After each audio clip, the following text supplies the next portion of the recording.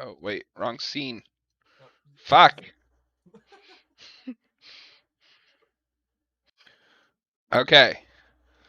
Welcome to Haven of Horror. This is Carpenter Month, Week 1. I have Milton Man Thing. The Day Ghost will be joining us right now. While we are getting, hopefully that fixed all of our technical issues. We are going to start this week. We are doing The Fog and The Thing. Both But of those but at both of them. firsts. Yes. But Just a first, note. Can you guys still hear an echo? Just make sure I'm we got this all worked out. I am not hearing an echo. I think it's good, actually. Think we're good. Okay. Yeah. But first we're gonna start with some news, and we're gonna start with Milton. What do you have for news this week in horror? Well, I mean, the stuff here that we found on, the Discord channel. I didn't find anything personally this week, but I'm still searching, so I apologize. But we do have here Stan Winston, a good article on Stan Winston here, kind of just detailing a lot of his work. Honestly, it's good to just remember the legacy that this guy has had throughout, honestly, a whole bunch of movies. There's a whole bunch. You probably have seen at least one of these movies with his work in it, with the character, with the puppet creation kind of stuff, animatronics. The only comparable stuff I could find in the industry might be like Jim Henson with his creature shop. That's like the closest amount of work that I could see that could compare to the stuff that he's done. But yeah, Stan Winston, some of the stuff he's done, the Queen of the Lair and She Creature, the Pterodons Jurassic Park 3. We also had, the T-Rex in the original Jurassic Park, which is probably what a lot of people remember. The Predator, plenty of the stuff in The Thing. Well, with the Predator, he was brought in by Arnold because he worked. Yeah. Arnold knew him from Terminator, and so he's the one who redesigned that after the initial crappy Predator design. Yeah, it was what was it, like a bug or something, or? Yeah, that's kind of what it looks like. It's like a weird bug-looking thing.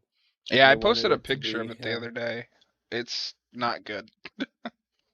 But yeah, it's professional grade work. It's probably the best in the industry, at least back when people still did practical effects like that.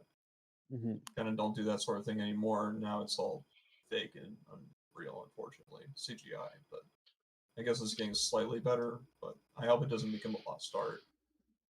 That Yeah, damn you get like a fake and few unreal things here and stuff. there, but He you put also in. get Sorry, but you also get stuff like Jurassic World or like the 2011 The Thing, where they're like, we use practical effects, but they put CGI over them, so you can't even tell.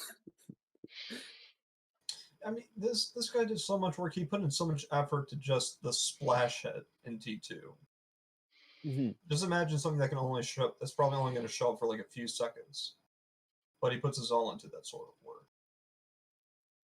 Yeah, absolutely. All right. But yeah, there's that tribute to Stan Winston. Yeah. So just out of curiosity, because if I remember right, that was a ranking. What was their number one? Their number one is, I guess working. I don't really actually. No, I don't think it's a ranking. It's just it says. Here's the title: Aliens, Predators, and Pumpkinhead. 14 of the best creature characters Stan Winston brought to life. So it's not really a ranking. But I guess what shows up first is the Queen of the Lair and She Creature, and the very last one is Pumpkinhead and Pumpkinhead. So there you go. But it shows some of his better number one design. Yeah, but you have some of his more recognized stuff, like the stuff in T2, Jurassic Park, Aliens, and Alien. Yeah. That sort of Okay, stuff. so just out of magnum opus, which we'll talk about later. Yeah. Okay, so just out of curiosity, what is your guys' favorite Stan Winston creature design? Ah, man, that's That's hard. Pass for the moment. I need to think of that. If we're just going creature and not movie, then I'm probably gonna say Predator, I guess. I'm also gonna say Predator. But I if we're like the going movie, it's The Thing.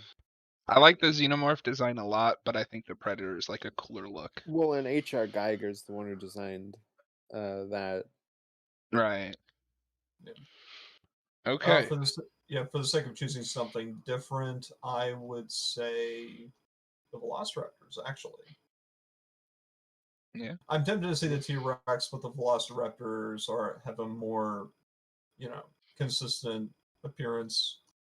More consistent bite. If, I mean, what I mean to say is they show up on screen a bit more. I'd say. Yeah. You kind of get to see the full thing. You get to see them in motion a bit more than you would say the T-Rex. So Yeah. Well, yeah. Just The real T-Rex quick. is. Oh, Sorry to cut you off, but Noah, we appreciate you popping in before you head off for the night. Have a great night, and we, like always, we appreciate having you here. Yeah. absolutely, man. Bye, loser. I'm not gonna take his I'm just freaking kidding. Have a good sunglasses night, off in the Noah. middle of this. Oh, you took off the Lennon glasses. Don't. I'll put them on for later, but don't worry. But what were you saying, Austin, before I See, I interrupted? was gonna have a fog machine for tonight, but I just couldn't make it work. Oh, Austin, you hurt Noah's feelings. Did I? Oh, I'm sorry. Okay, so since this isn't anything like big news, it's just kind of like, oh, this is happening. The people who are doing the Jeepers Creepers Reborn, which I have not heard about. Have you guys seen those movies? Any of those? I've seen the first one. I haven't seen them, but I've definitely heard of them. Thank you, Red Letter Media. I've seen the first two. I heard 3 was really bad. Well, I always heard 2 was really bad, and now I just hear that they're all bad because the director's like a pedophile. I still like that first movie. I don't really remember the second one. I like the first one. I haven't seen it since I was like 13, so Yeah. who knows if I'll watch it again and think it's good. But they have purchased the remake rights to Silent Night, Deadly Night. I've only seen the second one because the second Silent Night, Deadly Night is a masterpiece of terribleness. But what do you guys think? Would you be interested in another remake of Silent Night, Deadly Night? Because I think they've done this before already. Yeah, yes, they have. I'm not sure what to think exactly. So it's like certain B movies, like sure, a remake could happen and it could be great. Most of the movies that should be remade are B movies instead of A movies, in my opinion. So it's good material if you have to do a remake of something. At the same time, who wants to watch this? Who asked for this? Yeah. I mean, but that doesn't necessarily mean it's not going to be good or that there isn't a market for this sort of thing. It's just. Yeah. I mean, I don't who really asked know for who like those people that five of What's those that? movies? Well, yeah, exactly. Let's just cancel that series. It's done. Kill it It's if you have to. Yeah, it's the most silent night of all. Oh. But yeah, all right, Austin, what is your news for the night? My news, which I pulled straight out of my ass, was that they came up with the Predator synopsis for Predator 5, or the plot synopsis. And that's pretty cool. Yeah, Let me see if I can pull it up quickly. Okay. While he's doing that, I did just want to make a quick announcement as well. We are on Anchor FM, which also distributes us to Spotify, Google Podcasts, and a few other networking sites. If you'd rather listen to this as a podcast, you can look us up on any of those services, and the links will be on the official Twitter account as well, which is twitter.com/horror of Haven. No, Haven of Horror. God damn it, I'm stupid tonight. You said that as a joke before, and then you just hoped you'd never do it again. Yeah, pretty much. So check those out if you would. We also have an Instagram, Haven of Horror. I run both. I run the social media, mostly because Austin's too lazy to do it. Oh, I'm getting called out. Throwing shade on Austin Getting in called Carpenter out. Week. Wow. See, Austin's just the one that's easy to make fun of. Oh, well, thank you. I appreciate that secondhand compliment right there. But and then also as well, Milton and I did a complete playthrough of Man of Medan that you can check out. We also started Resident Evil 2 remake with the Nor filter on. And Austin, if you haven't seen that filter, it's awesome. It makes it look like The Return of noir, the yeah. makes Yeah, it look like noir. Night of the Living Dead. Yeah, that's what it Yeah. reminded me of. I did hear about that. I've never played it like that. It's We- really hard to see in some sections because of the black and Oh, white. so I just couldn't play it at all because my TV is Yeah. too small. I can barely see it as is. Yeah, I was playing on my monitor, and like Milton could attest to this. There were certain parts like I could not see what was happening around me. Oh my god, that's awesome.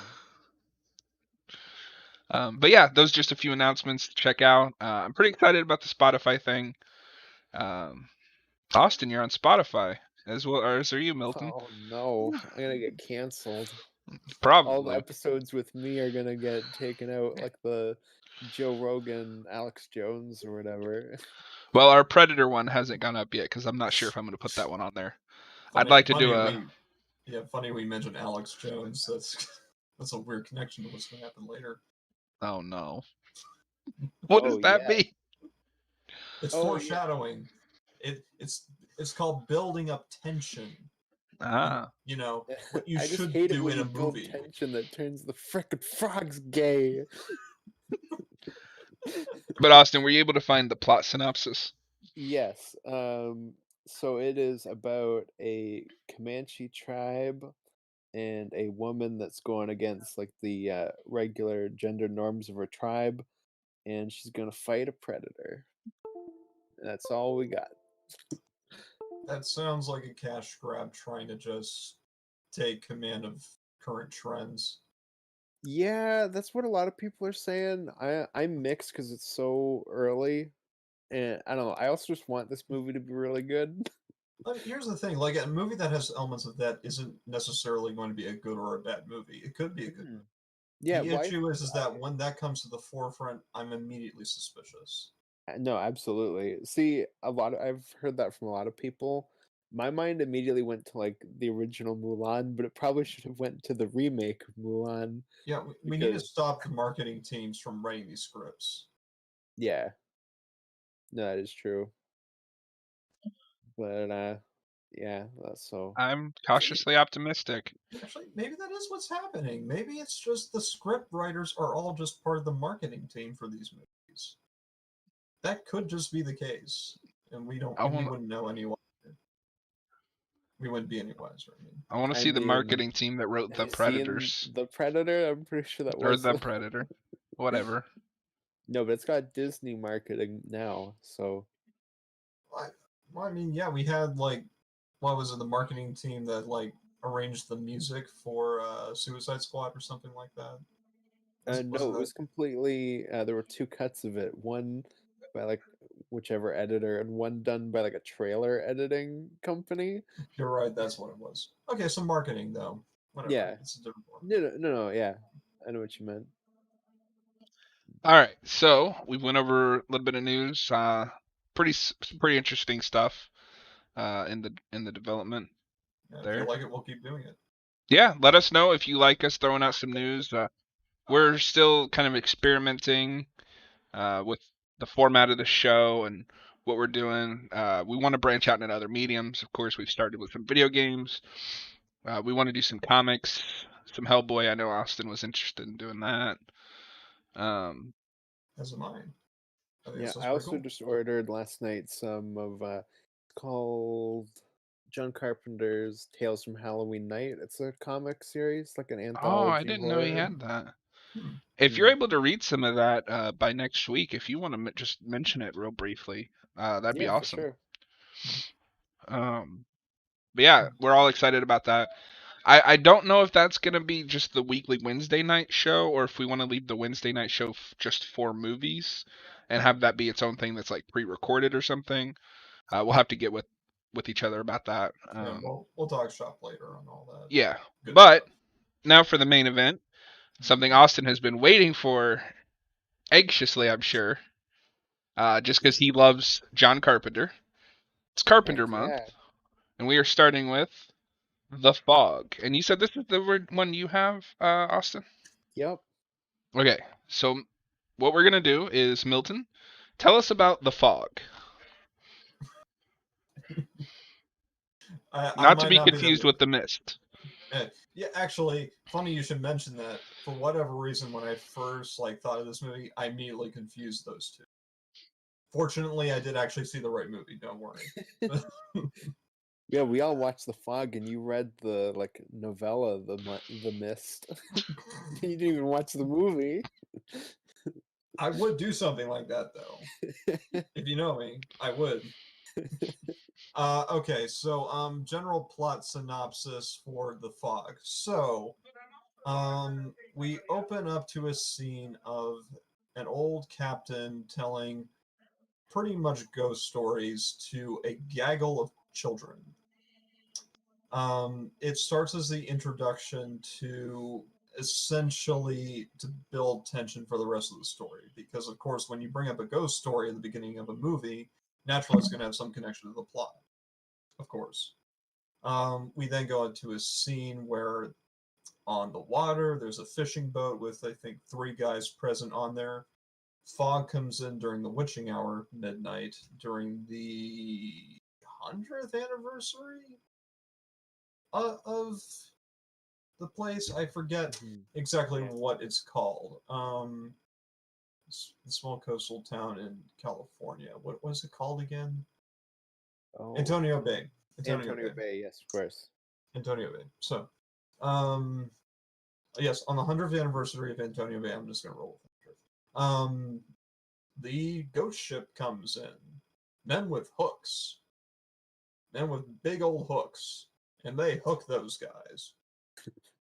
and they hook them overboard. And then bring them back, apparently. It's not exactly clear exactly of what exactly they did, but the point is hooks, drowning, killing. You know, zombies on ships, essentially. Yeah, you got zombie pirates. Yeah. Morning of the next day, a portion of the wreckage from the Elizabeth Dane, which is the ship which is the ghost ship, a bit of that driftwood goes onto the beach. People go about their normal lives. I'm skipping over a lot of stuff, but eventually, the witching hour happens again. Some people kind of piece together why it is that these zombie pirates are here. Not really pirates, but potato, essentially. We're going to call them pirates for simplicity's sake. No, we should call them sailors. It's even simpler. Zombie sailors who got screwed over by the founders of Antonio Bay, because the guy and their leader essentially tried to establish a leper colony on the island, but apparently that didn't go well with the rest of the investors, so they screwed over the sailors, got them killed, stole their money, melted it down to a cross, which is buried under the church in Antonio Bay. The priest eventually figures it out, kind of takes it upon himself to sacrifice himself and return the cross once the ghost sailors come back, and then the movie cops out, and it saves the priest only to get him killed at the very last scene for no reason, because apparently the ghost sailors can come back just based on Carpenter's whim. I'm already spoiling how I might feel about this movie, but we'll go on to someone else's opinion first, I think. So, Well, John, you've never seen it, so what did you think of The Fog? So Austin can attest to this because we've talked about different kind of horror movies even before we started the channel. I am not much for the relies solely on atmosphere to propel the movie going forward, and like yeah, there's maybe some interesting characters, but I'm there for the monsters, for the kills, stuff like that, right? Which is why I like something like Friday the 13th more than I do Halloween. Um, but I enjoyed this movie a lot. I thought the characters were really good for the most part. Um, the once you actually get to the pirates in the fog, it's amazing. There's some really great makeup effects and things like that in here. I think I like this one just to compare it to another Carpenter film. I like this one above Halloween only slightly, but I do wish that we had spent more time with the monsters in the fog, like attacking the town. But yeah, I like this one. It's not my favorite. It's probably middle of the list of Carpenter films that I've seen. But overall, yeah, I liked this one. All right, Austin, Cool. since you're the Carpenter aficionado, what? Yeah, well, you mentioned Halloween, and I think it definitely has that same kind of atmospheric start and middle, and then once it finally pays off, it really pays off, and it's just awesome. And like, certainly, there's stuff that you can say doesn't make a lot of sense, like the pirates coming back at the end, but it's also awesome. And I don't know, I really like that shot at the end where the pirates come back and they kill that priest. But no, I really like the thing. I think it's The Thing, huh? Well, I'm or glad you like that movie, but what do you think about The Fog? God damn it. Um, the fog, the mist. The Fog, See, 2005. Yeah. Anyway, so back to the witch. I think no, no. I feel like the fog is also around like the middle of my Carpenter list, but the middle of mine isn't where John's is because I like Carpenter a lot more than he does. So I think probably overall I like it a lot more than he does, but it's still in the middle of his filmography for me. yeah, and see, Uh, it's interesting because like the ending shot didn't bother me. That's just your typical like horror movie. The monster comes back for one last jump scare shot. I had questions about towards the kind of towards the beginning, like when Jamie Lee Curtis is picked up by that guy and like his windows all get smashed, but there's no fog anywhere. Like, what smashed his windows?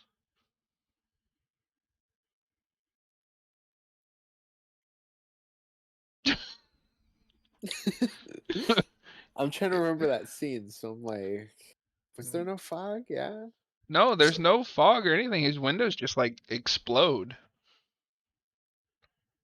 so Well, maybe I there's should like a get whole thing that like goes through the town that like, so maybe I should get to my opinion of this movie. oh, you Yeah, go hated ahead. this movie. So let me be very clear, of course, of how I feel about John Carpenter after watching this movie. There's a lot of stuff that he's made that has been very, very unfairly criticized. I'd almost say there's probably like something that a lot of studios have against him for whatever reason. And he's made a lot of underrated classics that definitely deserve cult followings. This movie is not one of those for me, actually. And it's weird because, like, I watched it. Maybe I missed things. I'm not sure exactly, but for me, I could see the pieces moving. I could see how things were established, and I can appreciate the great effects, the fog, and the costume and makeup on, the undead. I think that was really cool. I like the stuff with the priest to a certain degree. Um, to a certain extent, I like the ending. I don't necessarily need John Carpenter's stuff to make sense for me. And I don't really need it to here. The main issue that I found was pacing. This movie is very slow. It is a very slow pacing when it's not involved into the action, of which there's very little. In fact, I might say there's about an hour of just exposition and development with characters that I don't care about at all. Which is weird because I usually care about the characters, but the thing is, these people aren't so developed for me to care too much. Unfortunately, there's one character that gets decent development, and that's the radio announcer, at least for my opinion. but she's not really that effectual to anything that happens exactly, except for this obligatory "we got to save the kid" portion. I like to enjoy John Carpenter's stuff, but I was bored. I was really bored. In fact, I almost fell asleep. I have to say, and I'm sorry for those who like this film, but and I was curious to say, okay, maybe I'm not in the right mood for this. And then I rewatched The Thing again. I feel like I'm vindicated because that movie 2 years later is much better paced in my opinion. So, Well, that's definitely true. Yeah. and it's just looking at those. I don't think John Carpenter does well with slower paced stuff, at least as far as my opinion on The Fog is. I think he does better with a much faster pace, almost frenetic pace is usually when he's at his best. Like I like They Live, but like the slowest portion that I don't enjoy as much is definitely the beginning until he starts ramping the pace up. As an example of something that he's done that I think is good. He needs to get to the schlocky stuff, and we like the schlocky stuff. He does that really well, and he Hey, paces I it live for really well. schlock. And he paces it really well. It's just the boring base stuff in this movie just bogs down over an hour of this movie, and it's not even an hour and a half. We get some stuff here, and I like the Mist idea. It's just we need a more established main character, in my opinion. We could have made the main character the priest or something like that. That way we could have been in the thick of like figuring out what things were. We could have established that very quickly. And then we can just spend time. Sure, how about this? Let's establish a rule. During the Mist, it's 1 hour. It's like the witching hour. Maybe time stops or something like that. And we just dedicate an entire hour, one night, to the situation. And we kill a whole lot of people or something like that. That I think would have made for a more interesting movie in my opinion. I haven't seen the remake. I'd be interested. I would like to rewatch the remake. Because I do agree with John Carpenter because I was looking into this a little bit and he did say that he would like this to be remade. Now obviously the remake we got didn't do great, but I think this is one of the few Carpenter films I would say you could remake again and improve on the material. Yeah, even I could agree with that. Yeah. Yeah. Just don't cast the guy from Smallville next time. Oh God. Yeah, that's who plays the main character in that movie, the remake. Clark Kent from Smallville. Oh He's It's God. not like the bad looking only though. movie I've ever seen him in, like, outside Well, of that if we show. do that, we gotta have Jamie Lee Curtis and her daughter, because in the original you got Jamie Lee Curtis and Janet Leigh both in it. Henry Cavill is a sailor. How about that? I will say I liked Jamie Lee Curtis in this movie quite a bit, but I was also kind of frustrated that I didn't know anything about her other than she lived in, like, California somewhere and was a hitchhiker. We get nothing. We get freaking nothing. And She's an artist from California. and like I know it's probably just a byproduct of when this movie was made, but she like jumps into that guy's car and then like the next scene they're sleeping together. What? It didn't bother me as much as I'm guessing it bothered Milton. There was just no development for it. There's just no precedent for it. Honestly, she has also apparently been in like 13 other people's cars. She sleep with So, all them. just based on what we've seen, I see a precedent for certain actions, and now I'm wondering something, and I'm hoping I'm not sexist.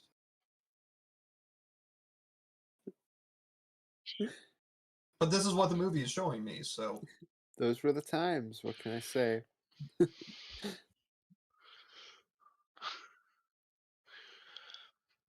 Was this Austin? Was this right after Halloween, or is there a movie in between?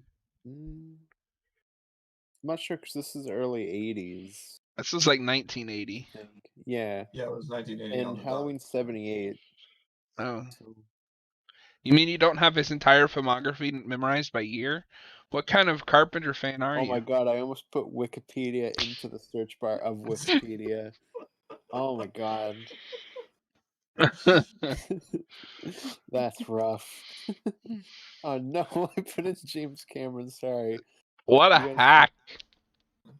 Oh god. Sorry, okay. Bear with me. I'm tired and I'm being dumb. Yeah, also, real quick, while you're searching for that, just a Yeah. quick guess. Can you tell me what church that was in Antonio Bay? You What kind of mean church like it was? Yeah. oh, what kind of church? I'm Yeah. not sure. I don't know enough about that kind of stuff. I was just curious to see because I mean, you see that maybe you think he was Catholic or something like that. Oh, is it not? No, it's a Episcopalian, which is an offshoot of Anglican, which is a derivative in style of Catholic, which Oh, is okay. the church is being stupid. Yeah.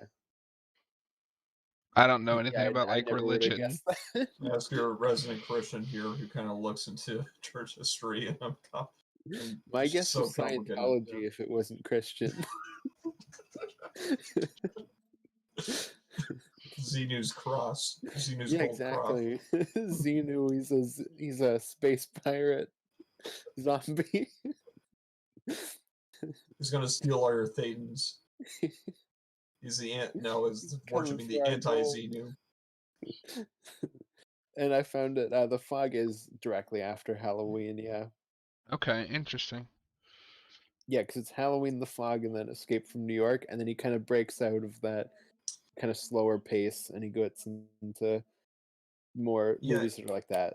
At least he made a good movie after Escape from New York. He was doing a double production kind of thing for this and Escape from New York. He was kind of doing both very closely together. So. Yeah, well, he's got from 1980 to 84. He has a movie every year. Because he jumped straight into Christine after doing the thing. I'm excited to revisit that one. Also, another side note, because I was thinking about this. So we had said, we're skipping Halloween because we want to do that around Halloween time.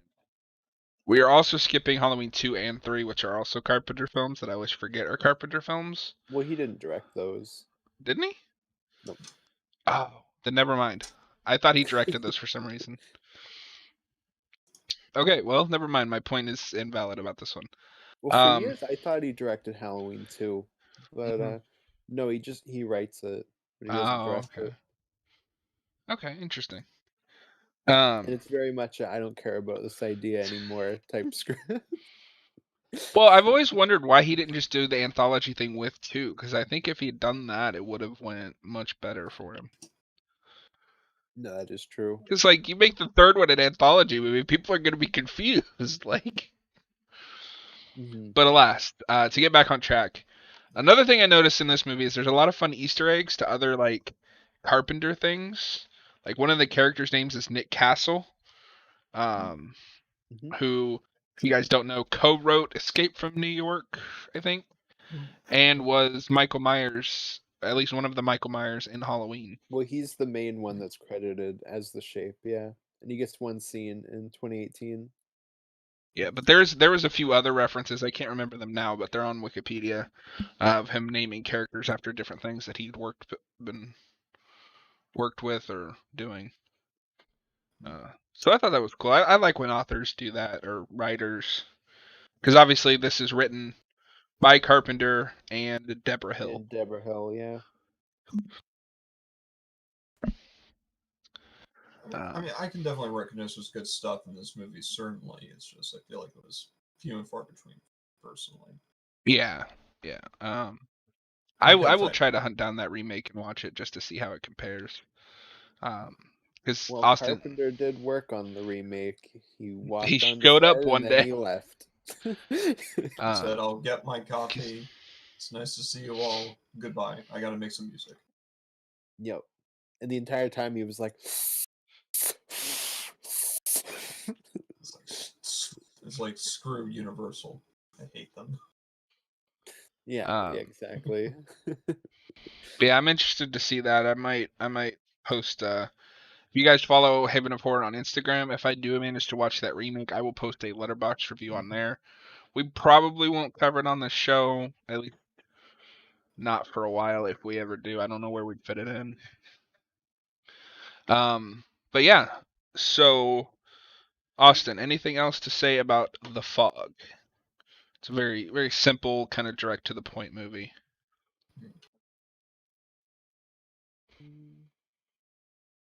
No, I got nothing. What about you, Milton? The score is amazing. I love the score of this movie. Yeah, I'm glad the score is fine for when it's there. I'm glad you said that because this actually has one of my new favorite Carpenter tracks. I can't remember the name now. I was just listening to it, but it's got this kind of like industrial synth sound to it, and I really dug it. And I'm kind of mixed on Carpenter's scores in his movies. I think they work better for something like this or like Halloween. Not to keep bringing this up, but it's my go-to example when a score isn't working. It does not work for Escape from New York. I think that score is a chunk of what I don't like about that movie. It just doesn't fit with the movie he's going for. Again, just my opinion, but I think this is one of his better soundtracks from what I've heard. I don't usually pay attention to soundtracks in films, but I do want to try starting doing that, like when we're going through at least Carpenter's movies, because obviously he composes a lot of them. Yeah, but he didn't compose the soundtrack for our next film.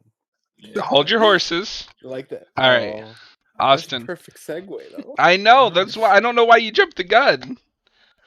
Milton. Yeah. Oh, that's right. We got to rank. We need to get some arbitrary numbers here. Yeah. Out of 5, and would you watch it again?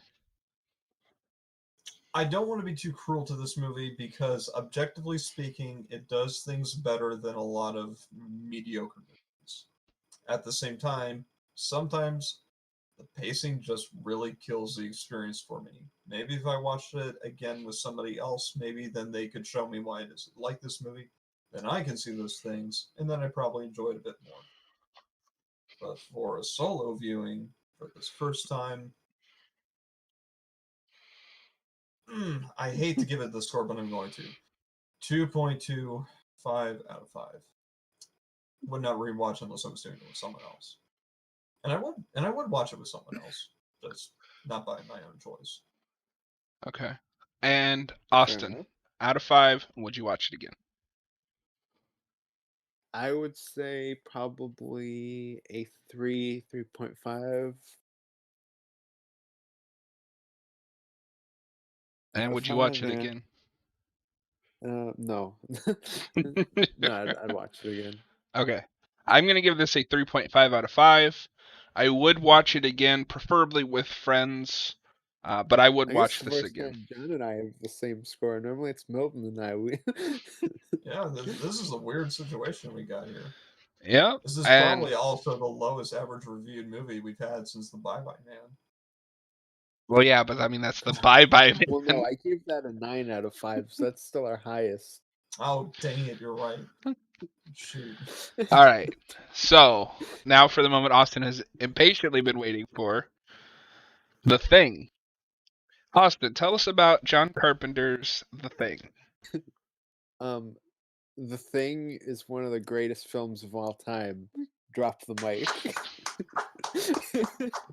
I mean, he's not wrong. Anyway. Okay, so for anybody who's not aware, and if you haven't seen this movie, you really should. This is about a team of scientists down in the Antarctic who discover a creature in the ice. What's a Norwegian camp finds it, and an American camp. Are you sure they're not Swedish? Close to them. No, they're Norwegian.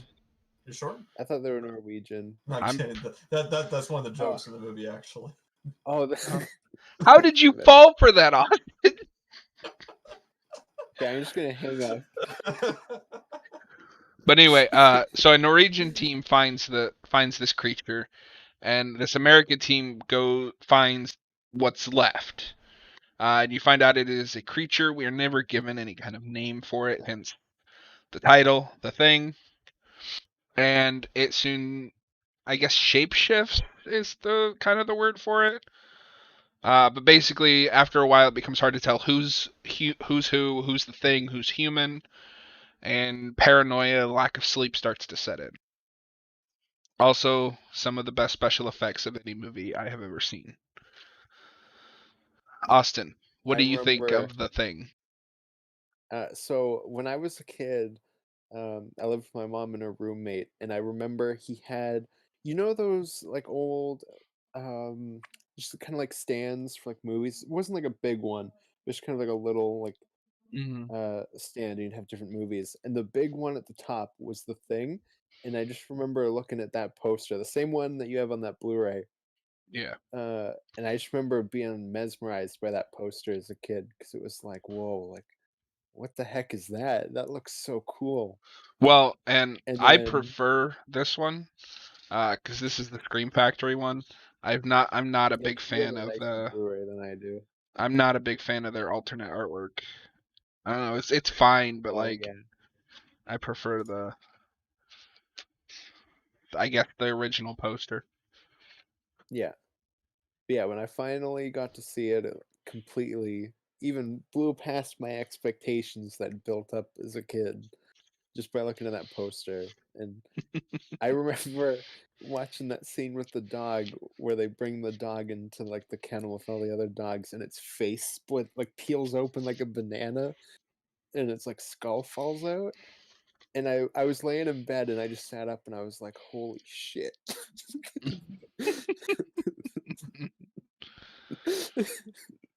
Like, that's insane.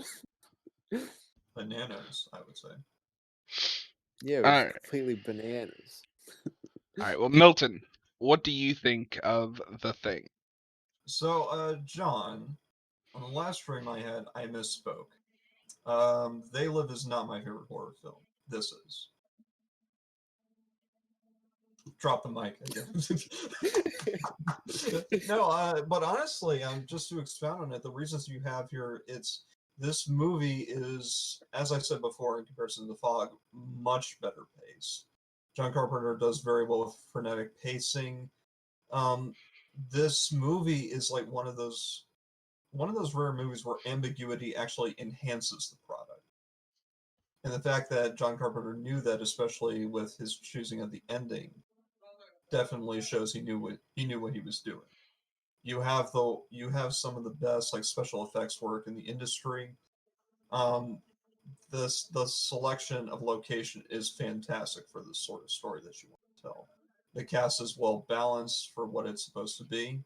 Everyone does their parts really well. You got Kurt Russell and Keith David. That's an excellent pairing already, right there. Not to mention all the other Yeah, guys add a who are there little as bit well. of diabetes and you got a perfect cast. Yeah. Everybody does their jobs really well, and plus, like, the Norwegian dialogue isn't. This movie, I think, is enhanced upon a second viewing too, as someone who's watched it twice. Because then the experience is very different, but then you get to see all the things, but it doesn't detract from it. It's not boring because you still want to study it, and now you know from the beginning. Oh yeah, no, I want the I want that Norwegian guy to kill that dog, which is not something you would wish for in the first viewing because that wouldn't make any sense to you. Yeah, Yeah. yeah, exactly. Yeah. This movie knows how to manipulate you. It knows how to make things seem a certain way at first and then completely, you know, turn itself on a dime. But you follow it completely, I say. Yeah, well, that's what you want, like with this Yeah. premise, right? Because Yeah. that's what the thing is. Yeah. Yeah. So this movie is my go-to definition of I didn't watch it because everybody told me how good it was. And then I finally Oh, watched that's it. right. Yeah, when we first met, you'd never seen this movie, Never seen it. and I was like, "Watch it, you asshole." Hey, to be fair, I never watched it as a kid either. I watched it because someone told me that it was great, and I watched it years before. And yeah, Yeah, by the time I finally watched it, I was probably like I felt like 17, I had been 18. deprived of a treasure. Yeah, so And let me just then, say yeah, thanks, Dad, because my dad is the one who showed me most of the horror movies that I like. yeah. Thanks for never showing me this one.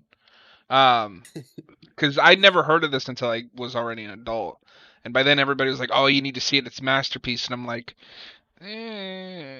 I don't like seeing things that people tell me are masterpieces, so I just kind of kept putting it off and It's off. like Mr. T just shakes you. It's like, I gotta shake some sense into you. I gotta shake some sense into you, kid. And then finally Austin was like, "What are you doing? Just watch it." And I was like, "Oh, fine." Yeah, I was literally like, how are you this like ultimate horror guy? But you've never seen The Thing. Like, get on it, sir. Well, and I tend to trust Austin's opinion because for the most part we have a lot in common movie wise. At least in horror, you know. And I was like, you know what? Fuck it. I'll rent it. I'll watch it. And then I was like, oh, like this was incredible. Just to put it in perspective, this is my second favorite Carpenter film. It's mine as well. The first one being In the Mouth of Madness. Big Trouble in Little China. And yet he won't watch anime. Like, that's what? Really? he loves Big Well, Trouble it's in not Little like China. I won't watch anime. There's I've just never watched anime. There's some anime horror stuff. At some point, we'll get to that. I'll get some recommendations in the queue. When I've read some like Junji Ito, I know that's not anime, but like I've read manga horror. Junji Ito, yeah. But yeah, but there's that, but there's other stuff too. And it's especially with anime, but it's there. And especially with this rewatch, this is my third or fourth watch of this film.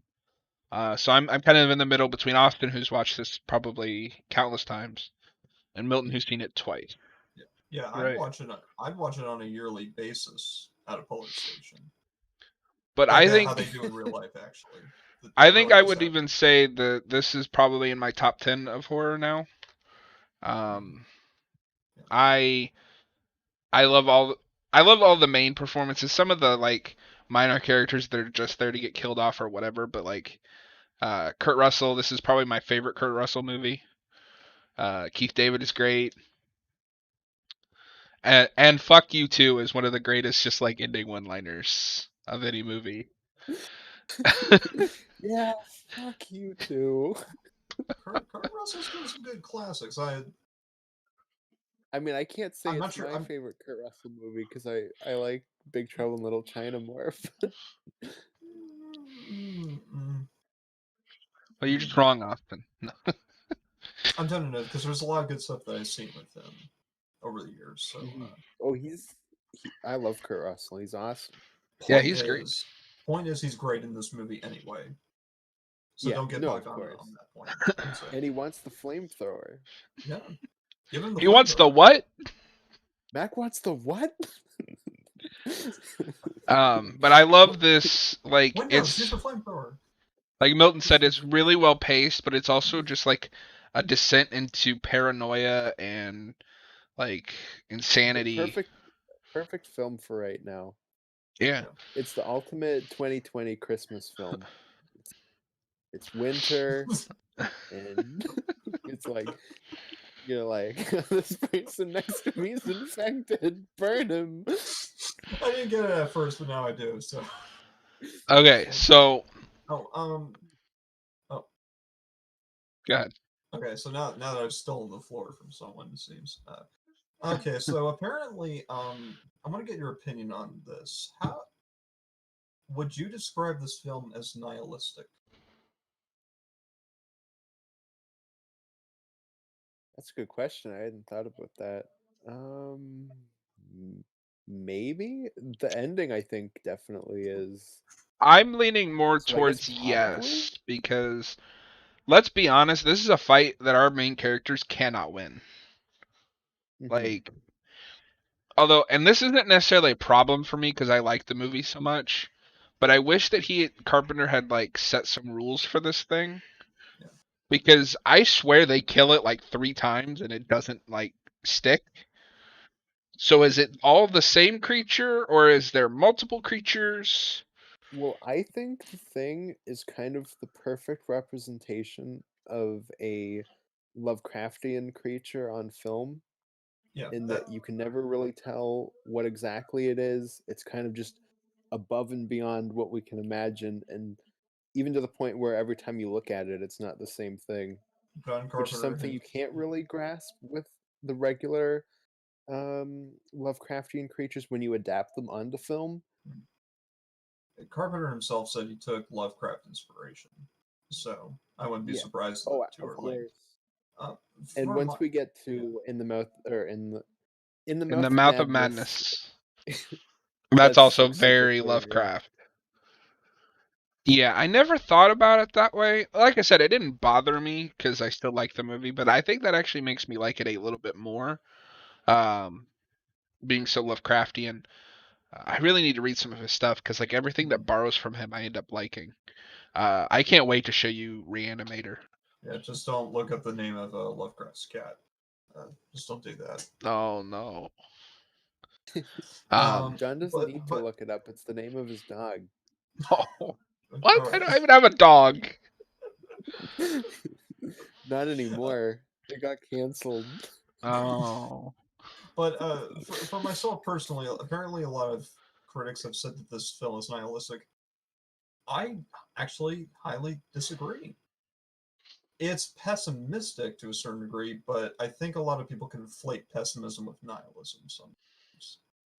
Because I do think that there are certain values that hold very true, that are actually very positive values. And because of that, I can't literally describe this film as nihilistic.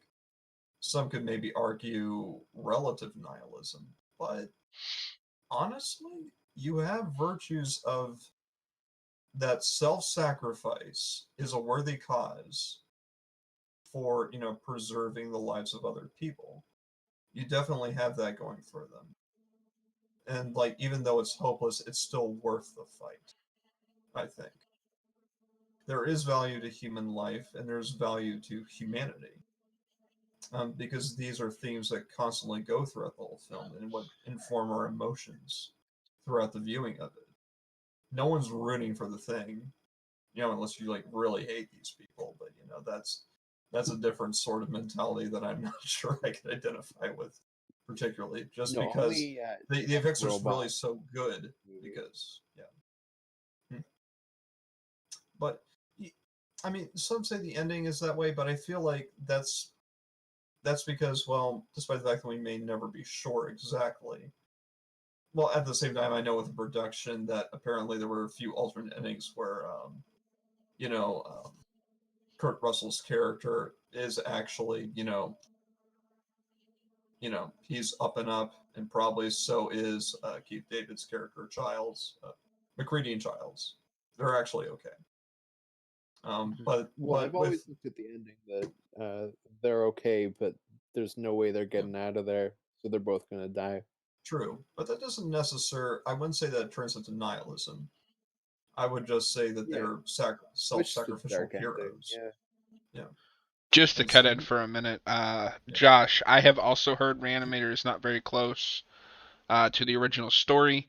I've read a bit of that and I thought it was okay, but I do like that movie quite a bit. And I know Austin's never seen it. I'm guessing, Milton, you haven't seen it either. I know of it, and I'm not sure if I want to watch it, honestly, but I know of it. Well, guess what we're doing after Carpenter Month, boys? Okay, sure. All right. Are we going to do a double feature of The Fly and the Blob? No. We're going to do a double feature of Reanimator and From Beyond. Oh, boy. Oh, I say The Fly and the Blob after doing The Thing, because those are like probably the three best 80s remakes of like 50s. We will do The Blob and The Fly at some point, because those are two I haven't seen yet. Yeah, we should. But yeah, I do want to show you guys those two, because the Reanimator and From Beyond are I think loosely adapting Lovecraft stuff. But yeah, sorry to interrupt. I just wanted to address that comment real quick. No, it's fine. It's a good thing to bring up this sort of thing. Yeah. So we got into it a little bit as well. Oh, I thought you'd lost your trail of thought. My bad. No, well, I mean, we could go into another thing that I made for this. Well, I'll hold off on that for a few minutes. We hold off on your pie chart. You shut up. So Austin, you mentioned it briefly, but obviously the ending is a very open-ended one. Like it's open to. Oh, please tell me you're not going to bring up the game. No. Okay, good. I don't know anything about the game other than it's a sequel. I'll leave that to Milton. When McCready comes back in his helicopter.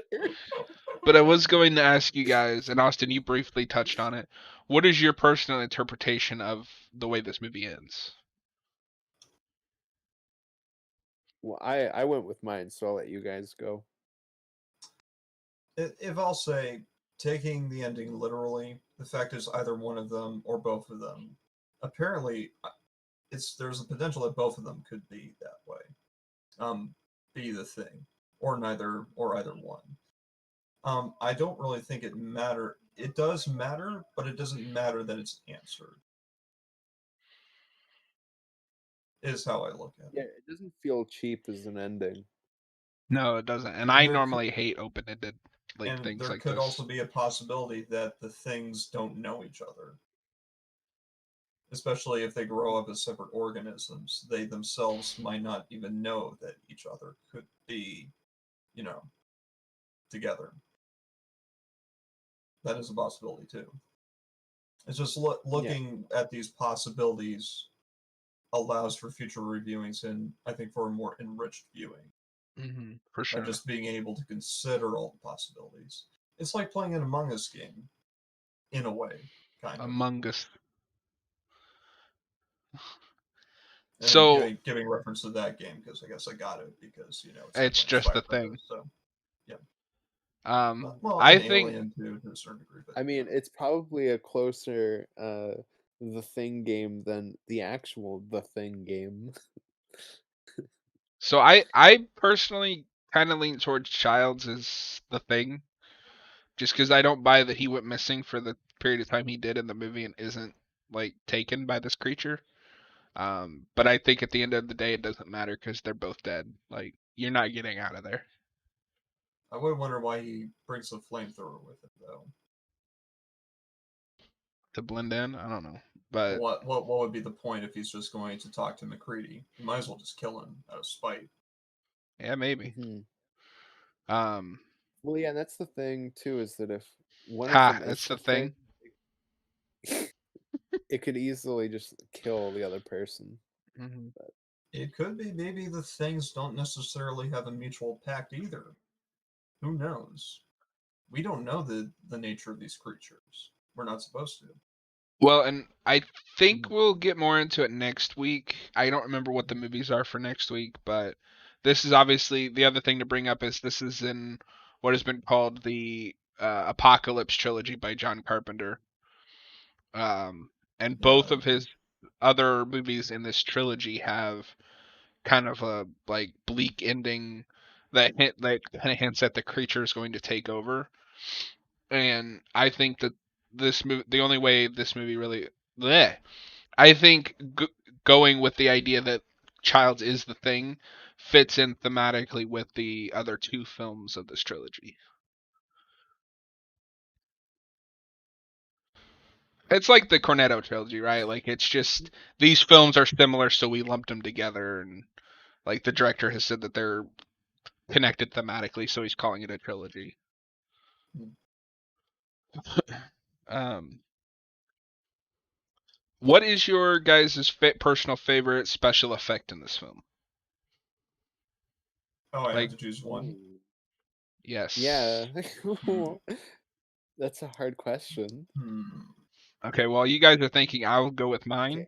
I don't have this isn't my top one, but this was just an effect I was gonna mention, which is when they're doing the blood test, when Kurt Russell is, like zapping the thing, the blood. God, we're talking about the thing, and every single one of us just keeps saying the thing. Anyways, um, he keeps zapping the blood, and it's like, he zaps it, it's fine, zaps it, it's fine, zaps it, and it like shoots out, right? The entire thing, the entire time, every time it shows his hand, it's a prop hand, and the reason why is because for when the thing jumps out of the blood, they have to. Sorry, the thing just popped up on my computer. Crap, it's taking over. Okay, we're good.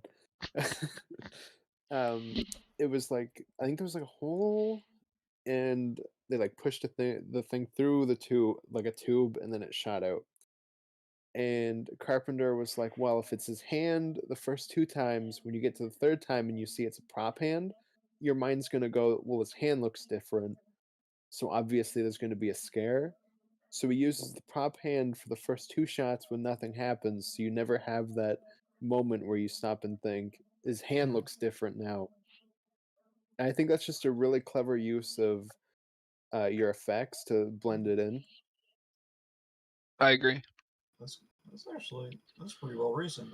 Josh says that the dog is his.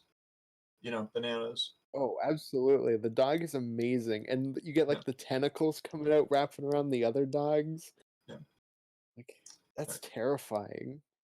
I think I have mine. So a bit of a prelude to what I'm going to say here. So when I watched The Good, the Bad, and the Ugly by Sergio Leone with Clint Eastwood, he taught me, and I looked at the back of the box as a kid with this, and he taught me that a lot of the times, especially in lower budget films, if you're going to blow up a bridge, you can only do it once. So all the praise that I can get, I can gush on about the praise of the other effects in this movie from here till whenever we decide to end this podcast because of some tragic occurrence or whatever. But point is, that explosion that destroyed the base, that could only happen once. And the fact that it works and it goes off really well in a grand fashion is definitely worth some praise. And I think it might be my favorite because it takes a lot of effort to do that, and there's a lot of risk involved just by even wanting to attempt to do something like that. And if anything goes wrong, then you've screwed yourself over in your budget, and you can't do it again. Yeah, you can't reshoot any of that stuff. No. Absolutely. Yep. Mine is the scene where the guy's got like the electric paddles and he like goes down to And it opens up. and it opens.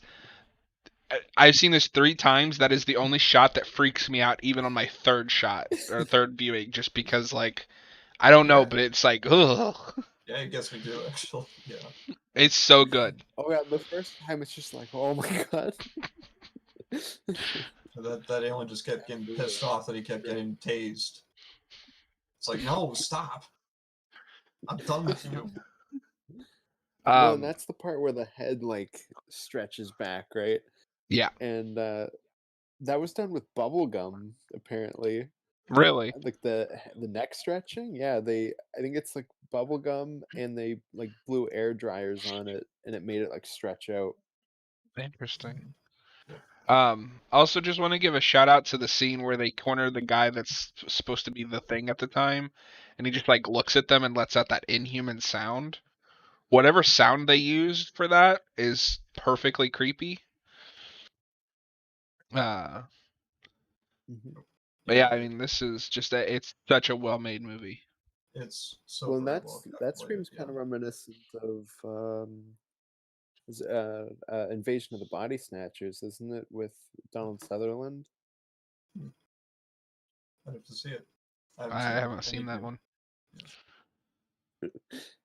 It's just like a clip Josh I've says seen. it I've never is. seen the full movie. Yeah, it's a very just like horrific screech noise. And you can't talk about the thing without talking about the greatest freak out of all time, when Wilfred Brimley goes nuts and starts like trashing the room with his gun. He's great in this movie. Upon reviewing, that scene is actually very sad for me because it's like it's him coming to terms with the fact that he's not getting out of there, and he's trying to do his best to save everyone in that scene, while still trying to keep his composure as much as he can, considering he knows he's doomed. Josh wants to know if you're talking about They go into this. the room. What's that? Josh wants to know if you're talking about the 70s remake of Invasion of the Body Snatchers. I think so, because it's one with Donald Sutherland. I'm pretty sure it's the remake. Yeah. Yeah, because we all know Donald Sutherland was like as old as like the 50s or something, the 40s. I'm not sure which when the original one was made. Yeah, I could look it up. Yeah. But as you were saying, with like how sad it is with him, like later on, where they go into the room that they locked him up, and there's just like a noose hanging in the background, Well, and and I they think never really there's draw attention to it. It's just there. yeah.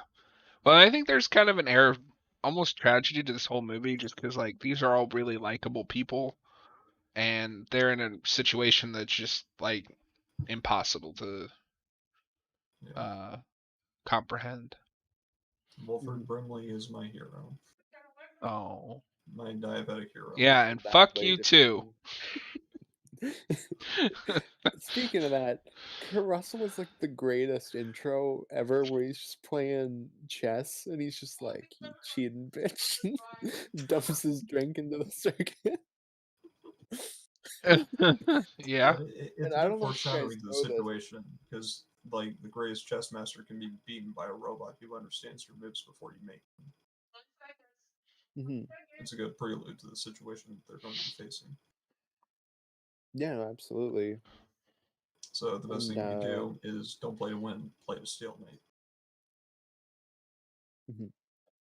What were you gonna say about Just the say machine, cheating Austin? bitch and dump your drink. Oh no, I was gonna say, I don't know if you guys know this, but the director of the original, The Thing from Another World, called this movie nothing but a what is it, like a commercial for Jack Daniels. Did he only watch that one scene? Well, that's what I was thinking. Yeah, because that's like, yeah, you watched that one scene, I guess, and was like, oh, product placement. Well, it's like I haven't seen the original movie outside of just clips, but it's not like you made high art there, buddy. Like you made him into a plant monster or some shit. Well, it's very reminiscent of like Frankenstein, just the design. Yep. It's probably very derivative considering when the film was made when Frankenstein was released as a movie. A movie Yeah, being absolutely. derivative? No. No. No. A B movie being derivative. Yeah. Uh, I'm only gonna touch on the remake slash prequel briefly, just to say if you're not interested, you don't need to see it. I don't hate it like That's the Austin version I does. saw first. I don't hate it like Austin does. I think it's fine. Um, a lot of that is I like some of the actors in it more than I like the material itself. It's just that day we'll never see the un CGI'd version because there's obviously some cool like ideas in that film about like uh Okay, so the biggest issue with the 2011 prequel is that, in this movie, there's a lot of, gaps kind of between each big the thing like fight scene. Like obviously not huge. We're still moving forward constantly.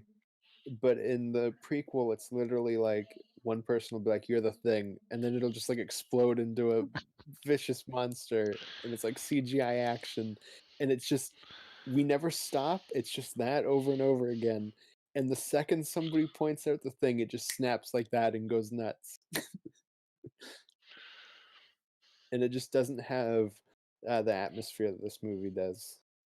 yeah. So if you're just in for like if you're just looking for something to pass an hour and a half, it's fine. I'd give the remake maybe like a 2.5 or 3 out of 5. But then you should just watch the original thing anyway. But watch the original first. Absolutely. No, I'm sorry, not the original. The first Or the remake by John Carpenter. Carpenter remake. Only watch the original. Don't watch the prequel nonsense, and don't watch that Jack Daniels commercial. So, Milton, you said you had something to show us on Oh, the of computer. course. So I am very scared. I went down a rabbit hole, Oh quite a no. rabbit hole, because I like to The make best my type of hole. research thorough. So I'm just gonna load this up real quick. No, not that. Do, do. So I'm gonna just share my screen and then show this. Work a race? That's my favorite part. What the hell?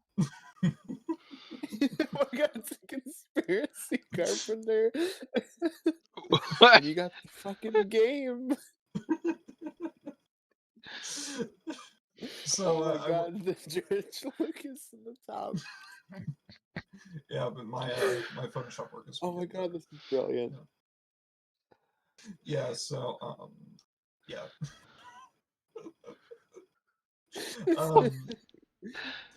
Yeah. So I want to take a different format. But basically, of course, we have the 1982, apparently the worst movie ever, question mark, from Cine Fantastique. What webzine is that? Who knows? Who cares? It's not around anymore. Good riddance. Hopefully they're dead. They probably are. We of course have John Carpenter right here, of course. There's a boy, yeah, we have the 2002 The Thing, the game, Peggy 18, released in 2002 here. There were plans originally for a GameCube or a Game Boy release, but apparently that got shelved. Nintendo pushed out. And this movie, although it got pretty decent box office returns, was bombed by critics. It was completely destroyed, yeah. But VHS video kind of restored it to its proper place to a certain degree. 1992, Dark Horse Comics decides to release some new comics. You have this one by, I think his name is Pfeiffer or something like that. That's this guy right here. And this guy says, because John Carpenter, I guess, was burned by the critics, says, okay, this guy's actually made a worthy sequel to the movie here. This one, Climate of Fear. And then the following year, two other comics were released, and then that's it from that. And there's that. But this one apparently is decent. Apparently. I don't know if I'd ever want a sequel to The Thing, but, I guess if it had to be, it's this one, because it gets this guy's approval. I'd like to read that. We get the original The Thing from Another World. It's terrible. Don't watch it. Jack Daniels commercial. The nerve of this man. McFarlane Toys made its own thing here. The Sci-Fi Channel apparently was going to have like a 4-hour miniseries in 2005. That got canceled. Oh wow, I didn't know about that. Universal canned that thing. What don't they want us to know? Why didn't they want the Sci-Fi Channel? Because apparently Blumhouse made an announcement in 2020 saying that there was going to be a remake at some point. Yeah. So apparently Blumhouse told the Sci-Fi Channel, why? What's going on here? We also got a 2011, is it a prequel or is it a reboot? Who knows? The casting is suspiciously similar. What are they trying to say? Remakes? Sequels? Why did my work get erased in the middle of making this and I had to make it all over again? Day Ghost? Foreshadowing? Are you assimilated? Are you real? I have no idea. Who is the heir to the franchise? Should there be a franchise? No. All to say, this is a conspiracy against Carpenter, and I will get to the bottom of this, and I will figure out who is responsible. I think it's this freaking thing here. Whatever this is. I don't know what it says, but it's weird and it's creepy and I don't like it. Oh my god. Josh says he likes the original and then frowned.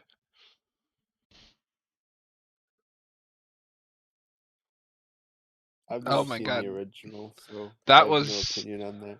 That was a trip down a rabbit hole I never want to revisit. I want to revisit it right now. But I would like to try to get my hands on some of this comics. That seems interesting. I'm just gonna. I think we should just Instagram a lot of these spreadsheet things that I make and just post them to the chat as well. That's great. All right. Well, after that, there was the question about should this be a franchise, and the answer is no. No. So I am very rarely against a remake because I am always interested to see what another filmmaker can do with a premise. This is one of those movies I don't need another one. Did you finally turn around and agree with me that you don't want the Blumhouse remake? I don't want it, but I'll watch it. Is kind of where I'm at now. yeah, I mean, after I'm this last glad watch, it's at least not the Halloween 2018 thing, but for the the thing thing. No, I where want old it's man Kurt Russell like to come elderly back, Kurt Russell and running I want around his just first. doing the plot of the thing. I want old man Kurt Russell to show up, and his first line of dialogue is "Yeah, and fuck you too." No, I want him to also be the chaos theorist in the movie. Yeah, I don't know. I'm How am I I'm alive? It makes no sense. I'm a bigger fan of Blumhouse It's than all I a think. conspiracy. I see If the I truth. if I may say this, I think I'm a bigger fan of Blumhouse than you are, Austin. Just overall, I like a lot of their kind of schlocky, stupid movies. They're not like high art or anything, but it's a waste But of I an hour don't and a want a half. schlocky, stupid version of the thing. No. No, but And their I'm their big thing that they said was that it was going to be more of a readaptation of the book, but I don't believe them. It's just going to be the Carpenter movie. so I have faith in them, but I am leaning more towards this is the one project I'm not as excited for. Just because I don't need another readaptation. We have the perfect film for this. Just a perfect film, yeah. I don't need like the thing number 607. Just somebody give Blumhouse Friday the 13th for the love of God. I'm begging you. And it's not the remake's not going to look as good as this movie is. No, No. no. But I will say I am cautiously optimistic because Carpenter is at least somewhat involved. I know that means probably he showed up to set one day and like said yeah whatever and left, but he was also Well, somewhat it involved with depends because Halloween Halloween. he was more. He did the music. I don't know how involved he was just in general. He probably wasn't, but like I know the fog is at least a different situation because he was more involved, and then Deborah Hill died, and he was like, "Fuck this, I'm out." So Yeah. I If don't he's at least know as how many involved as he days was this with whole thing. Halloween, and if you get somebody who loves that original movie, because I think that's what makes 2018 work, is they got people who are fans of that original film. Um, But see, that's the thing. God damn it. God damn it! About Halloween 2018 though is that you just had people that were like, I want to make a new Halloween. Let's do this. While this is Blumhouse saying, let's do the thing again.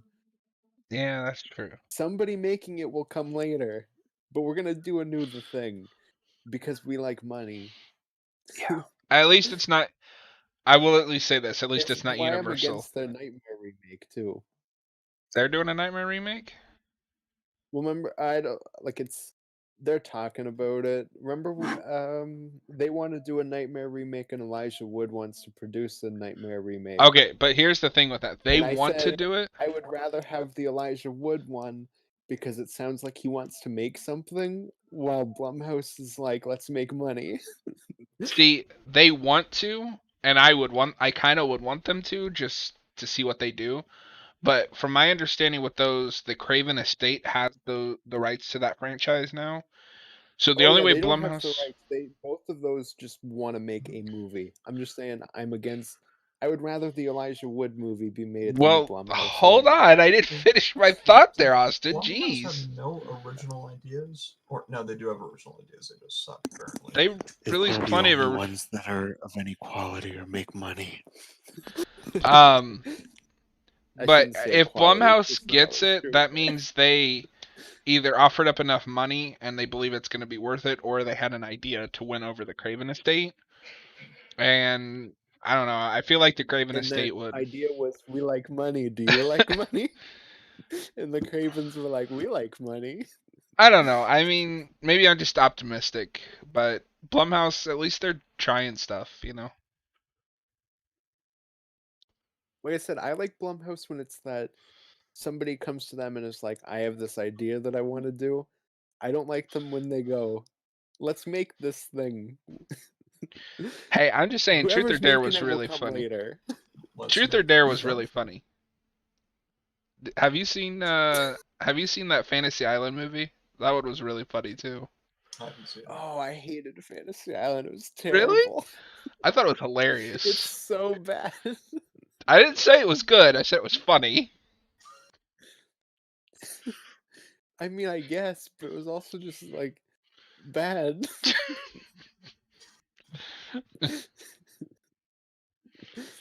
But yeah, I don't know. I mean, I think part of the reason with Blumhouse too is like it's just a break from these god awful Conjuring movies. Because it feels like we either get the Blumhouse schlock or we get the Conjuring shit. And I hate those Conjuring movies. Like they're so But boring. both of them are just shove shit out here. It'll make us money. Yeah, but one's entertaining, one's not. So Apparently, it doesn't matter. They get money anyway. But anyway, we are very off topic. So, Milton, do you have any last thoughts besides that whole diagram of We will insanity? Find out the truth. We will find out the truth one day. We will uncover the people on this. Obey. Blumhouse wants us to obey. Austin, any final thoughts? We will figure out the truth. Any final thoughts about The Thing? John, you're gonna wake up and see you're having sex with an alien. Oh no. Okay. I will say The Thing is a masterpiece. If you haven't seen it, you really should. Or if you just haven't seen it in the last few years, revisit it. It's one of John Carpenter's absolute best films, and definitely worth your time. I'm going to give it a 5 out of 5, and I will definitely watch it again. Austin, what is your rating, and would you watch it again? 5 out of 5, sir. And I'm probably gonna watch it right now. No, All right, Milton. I love this movie. What is your rating? And if it's not 5 out of 5, you're fired. It's gonna be a 2.35876.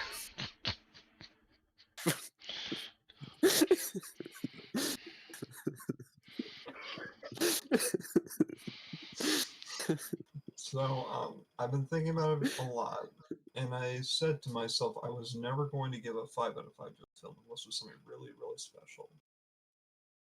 This is that film, 5 out of 5. Fuck yeah. Yeah. Is this the first unanimous review we've given a movie? Yep. And it's All The to Thing, say, so of course. watch The Thing. Watch this movie. You'll probably enjoy it. And if you don't, Obey, well, watch. whatever. Okay, so Austin, what is our 2 movies for next week? It is, let me just make sure before I say this, because in case I get it wrong. So it's Christine and Prince of Darkness. Okay. It's gonna be interesting because I haven't seen Prince of Darkness, and Christine is the character stuff's not great. It's very rushed compared to the book, but everything with the Well, car I'll save and that for all that next stuff week. is awesome.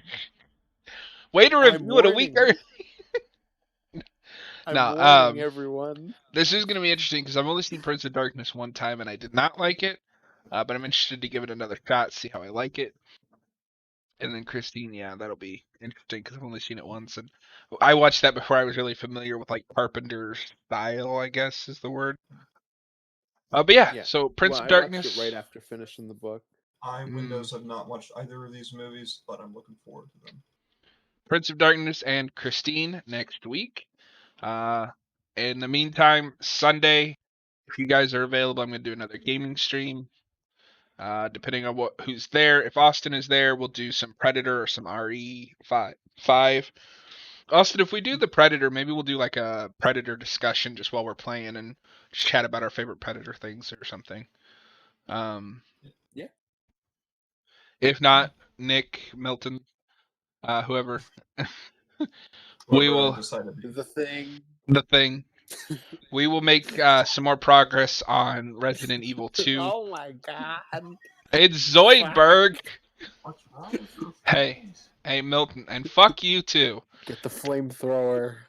Get the what? Do it, Windows, do it. But yeah, if you guys haven't seen our previous gaming videos, like I said, we did a playthrough of Man of Medan, or Man of Medan, if you're Austin. We also did we started Resident Evil 2. I was kind of showing Milton the game with the filter was really interesting and kind of difficult in places. We haven't even gotten to the best part in that game, Austin. You know what I'm talking about, right? Where did you guys finish? Right after the first boss. Yep. Oh, so you didn't even get very far. No, but it was already like an hour and a half in, and because like I said, I couldn't see in You can't just places. beat that game in an hour and a half. I can beat RE3 in an hour and a half. Well, it's much shorter. But I Yeah. remember looking into like how you get like infinite ammo guns, and it was like you gotta like to get the infinite rocket launcher, you gotta beat the game in an hour and a half. And I was I'm just just like, not how the that hell good. does anybody manage that? I am not good at that. I am not good enough at that game to do that. You can also pay money to unlock all those things, Austin. Don't worry. Which I definitely did not do. But anyways, moving on. But yeah, so that has been episode 7 of Haven of Horror. I don't know about you guys, but I had a lot of fun. It was really cool to finally have, I think, the first movie that we can all say is a masterpiece. There's a few other films that we'll review in the late coming months that I think will get a 5 out of 5 at least from me. Any final thoughts, either one of you? Nobody is talking to me. Nobody's going to talk to us in a while. Nobody's going to communicate with us. Like until maybe 6 months later or something like that. I don't know. We're completely isolated over here. I think we broke Milton. Are you being like the people in that movie, The Thing prequel about the Swedish camp?